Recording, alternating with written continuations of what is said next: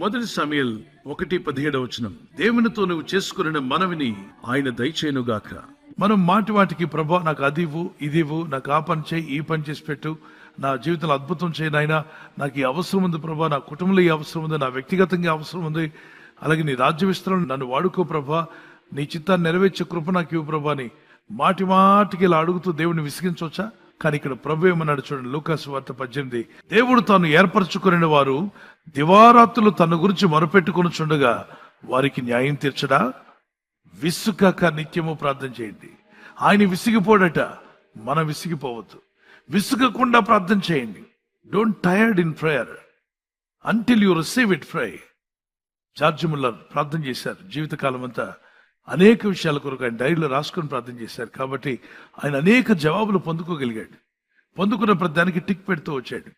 ప్రే without seizing, ఎక్కడ వెడతేయకుండా ప్రార్థన చేయండి. యూదా పత్రిక 1:20-23 వరకు పరిశుద్ధాత్మలో pray in the Holy Spirit. Ephesians chapter 6:18-19 pray in the spirit always. మనసుకు ఏది భారంగా అనిపించినా ప్రార్థన చేయండి. గుండెకు ఏది బరువు అనిపించినా ప్రార్థన చేయండి. ఇంట్లో ఏ పరిస్థితి బాగాలేకపోయినా ప్రేయర్ చేయండి. దేవుని దగ్గర పట్టుదలతో మొరపెడదాం. రేయింబగులు ప్రార్థించిన వారికి జవాబిచ్చిన దేవుడు మీకును జవాబిస్తాడు. నమ్మిన వారు చేతిని పైకెత్తండి. ప్రభు నాకు తప్పక జవాబిస్తాడు నమ్మిన వారు గుండె మీద చేపెట్టుకోండి. కళ్ళు మూసుకొని ప్రార్థన చేద్దాం. ఫాదర్, నీ ప్రజలను బలపరచండి. నీ వెలుగుతో నీ దీవెనతో నింపుమనైనా వారి జీవితాలు అడ్డొచ్చే ఆటంకములన్నీ దూరపరచము. నీ కృపను అనుగ్రహించండి. నీ సహాయం దయచేయండి. నీ ప్రజలను దీవించేవాడు నీవే, ఆశీర్వదించేవాడు నీవే.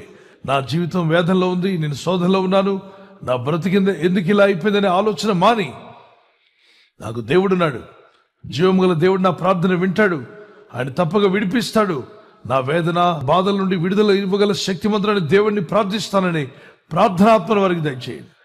మా జీవితాల్లో వేదన తీసివేయండి, మా భారమును తొలగించండి. నీ కృప మాకు దయచేయమని ఆయన. కన్నీళ్లు తుడిచివేవాడు నీవే, దుఃఖమును సంతోషంగా మార్చేవాడు నీవేరని వాగ్దానం చేశావు. వారి దుఃఖ దినములు సమాప్తంలాగునన్నావు తండ్రి. నీ ప్రజల యొక్క దుఃఖ దినాలు సమాప్తం అవ్వాలి. సహాయం దయచేయండి. ఈ రాత్రి నెమ్మదితో పండుకొని సురక్షితంగా కాపాడబడినట్లుగా నీ అగ్ని కంచి వేసి మమ్మల్ని కాపాడండి.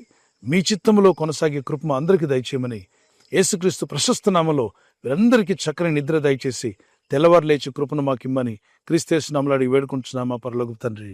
ఆమేన్, ఆమేన్. ఈ వాగ్దానాన్ని మీతోనే ఉంచుకోకుండా లైక్ చేయండి, షేర్ చేయండి. అనేకులు ఈ యొక్క ఛానల్ సబ్స్క్రైబ్ చేసుకోమని తెలియపరచండి. సబ్స్క్రైబ్ చేయని వారు కూడా సబ్స్క్రైబ్ చేయండి. Good night. God bless you.